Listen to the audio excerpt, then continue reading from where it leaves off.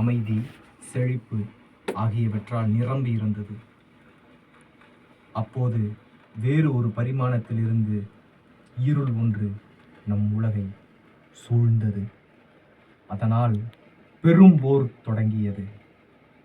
மிக சக்தி வாய்ந்த மர்மமான வேற்றுலக அரசர் ஹஸ்தூரின் கார்கோசா படை நம் பெரும் நிலப்பரப்பை ஆட்கொண்டது.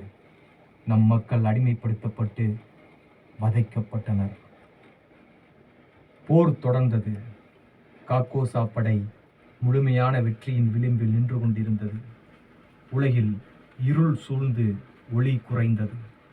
மக்களின் நம்பிக்கையும் படிப்படியாக குறைந்தது.